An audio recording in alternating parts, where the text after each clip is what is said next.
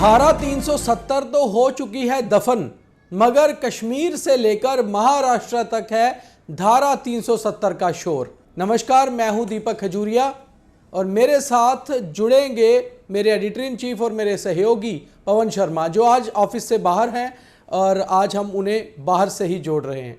तो पवन जी, सबसे पहला सवाल मेरा कि धारा 370 को लेकर जो शोर श्रीनगर असेंबली के अंदर मचा था वो बाहर तक पहुंच चुका है और उसके ऊपर प्रधानमंत्री नरेंद्र मोदी हो या गृह मंत्री अमित शाह और उसके बाद अब कई और नेता भी अलग अलग प्रचार में उसका जिक्र कर रहे हैं। तो धारा 370 का जिक्र महाराष्ट्र और झारखंड में भी बखूबी हो रहा है।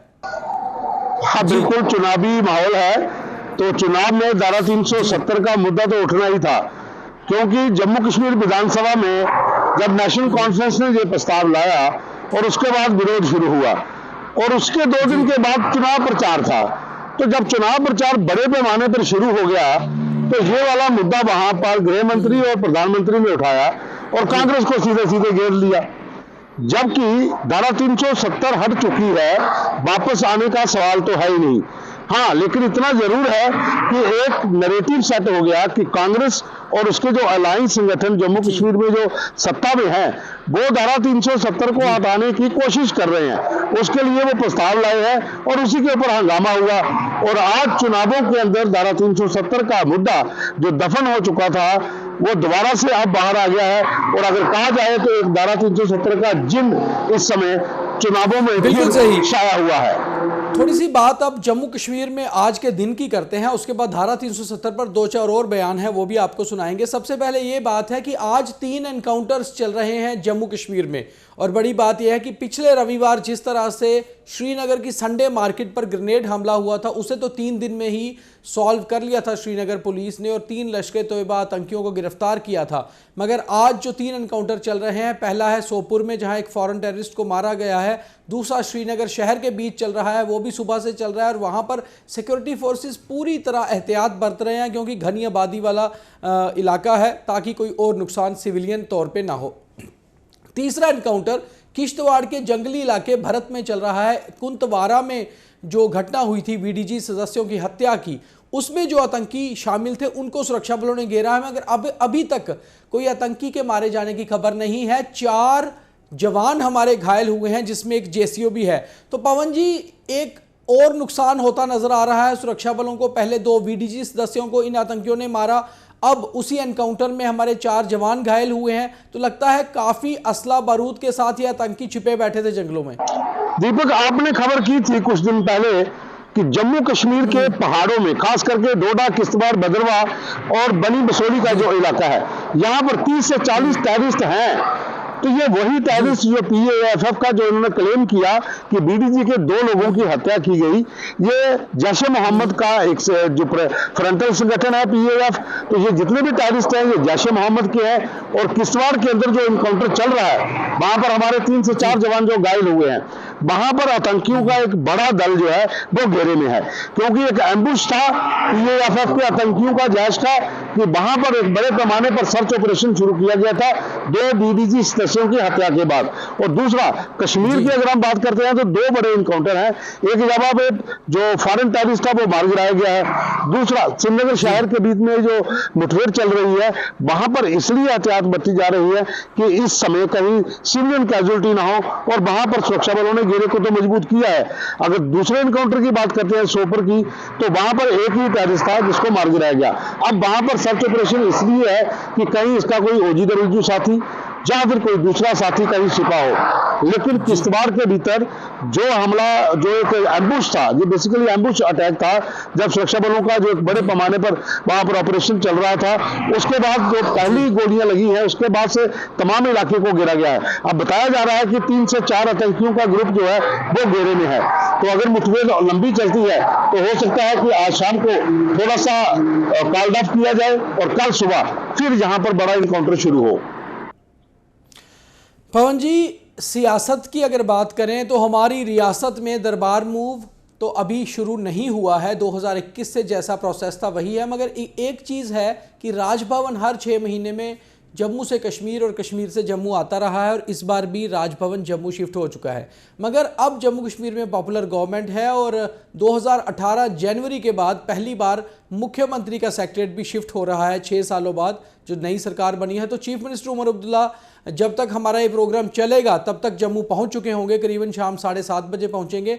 कल सुबह करीबन 10:30 बजे वो गार्ड ऑफ ऑनर लेंगे सेक्रेटरीट के अंदर और जो आधिकारिक एक पारंपरिक तरीके से सीएम सेक्रेटरीट के अंदर शुरू हो जाएगा। तो कहीं ना कहीं सरकार कल से जम्मू से चलेगी, जम्मू कश्मीर की। बिल्कुल, देखिए आज बहुत से मंत्रियों ने दोपहर को पहुंचना था लेकिन उनकी फ्लाइट कैंसिल होगी। अब वो देर शाम को पहुंचेंगे और कुछ एक्चुअली बहुत से मंत्री तो है ही नहीं, 2 तो आ चुके हैं, 3 और आने हैं और अभी जो जम्मू के जो 2 मंत्री हैं डिप्टी सीएम और सतीश, वो किसी वजह से कल नहीं आ पाए थे। आज वो अभी रास्ते में हैं, तो अभी बात हुई थी उनसे कि वो पहुंच रहे हैं। आज यूनिवर्सिटी में कार्यक्रम था, वो भी इसी वजह से कल को पोस्टपोन किया गया है। तो 5 मंत्री हैं, तो साथ में उमर साहब हैं, तो शाम को वो पहुंच जाएंगे। तो यहाँ पर जो सरकार है वो कल से शुरू होगी, क्योंकि बहुत लंबे समय के बाद उमर अब्दुल्ला जो है वो जम्मू में सेक्टर में कल जो गार्ड ऑफ ऑनर लेंगे। हालांकि कश्मीर में तो वो ले ही चुके हैं, लेकिन अब सरकार जम्मू से चलेगी। राजभवन जैसे पहले शिफ्ट होता था उसी तरह से राजभवन फिर जम्मू में लगेगा और साथ में अब सेक्टर के तमाम बड़े अधिकारी यहाँ पर होंगे ताकि लोगों के जो अपने मसले हैं वो वहां पर हल किए जा सके। तो उम्मीद करते हैं कि जो वादे किए थे कम से कम अब उन पर थोड़ा आगे बढ़ेंगे और थोड़ा काम होना शुरू होगा। और जम्मू के लोगों की भी उम्मीद बहुत बड़ी है कि नया सरकार आई है। पवन जी, बीजेपी ने आज एक बैठक की है अपने दफ्तर में। इस बैठक में बीजेपी ने ये चर्चा की अपने उनके कोर ग्रुप के कुछ नेताओं के साथ कि आखिर अब ये जो 370 वाला इशू बना है इसे जनता के बीच कैसे लेके जाना है। इसी बीच बीजेपी के जम्मू कश्मीर प्रभारी तरुण चुग का एक बयान भी आया है कि आर्टिकल 370 को लेकर एनसी और कांग्रेस के मंसूबों को कभी भी हम पूरा नहीं होने देंगे। तो आखिर मंसूबे हैं क्या और ये बीजेपी अब जनता के बीच में 370 को शायद मुझे लगता है अभी जिंदा रखेगी काफी। जब विधानसभा चुनाव शुरू हुए थे तो कश्मीर के भीतर नेशनल कॉन्फ्रेंस और पीडीपी व तमाम जो एआईपी या फिर जो जमात संगठन से स्पॉन्सर्ड कैंडिडेट थे उन्होंने वहां पर स्टेटहुड और 370 के मुद्दे को गरमाए रखा था। जब सरकार बन गई अब हाउस के अंदर ये मुद्दा फिर गरमाया गया। अब जम्मू संभाग में भारतीय जनता पार्टी के तमाम विधायक जो हैं अब उनका जिस तरीके से वेलकम हो रहा है, अब वो लोगों के बीच जाएंगे और बताएंगे कि एनसी और कांग्रेस और बाकी गठबंधन के लोग धारा 370 को वापस लाने की कोशिश कर रहे हैं। भाई आप बताओगे क्या, जब पता है वापस आ ही नहीं सकता। लेकिन ये मुद्दा है, ये मुद्दा गर्म रहेगा और मुझे लग रहा है जब तक बाहर जितनी भी स्टेट में चुनाव है तब तक ये मुद्दा बहुत ज्यादा गर्माएगा। उसके बाद हो सकता है कि ये ठंडे बस्ते में चला जाए। कई बार बड़े नेताओं को भी पता नहीं चलता कि बयान कैसे देना है और जब बयान वायरल हो जाते हैं फिर पता लगता है कि हम तो गलती कर गए। राजस्थान के मुख्यमंत्री भजन लाल शर्मा, उन्होंने कल एक बयान दिया राजस्थान में, हालांकि उसका राजस्थान से कुछ लेना देना नहीं था। बात जम्मू कश्मीर की मगर बात गलत कर बैठे तो कहीं ना कहीं खुद ही अपने बयान में फंस गए। भजन लाल शर्मा जी ने कहा कि राहुल गांधी क्या उनका बाप भी धारा 370 को जम्मू कश्मीर से हटा नहीं सकता, जबकि धारा 370 को जम्मू कश्मीर से हटे हुए 5 साल हो चुके हैं। तो मुख्यमंत्री जी ने खुद ही अपनी किरकिरी करा ली। क्या कहेंगे पवन जी?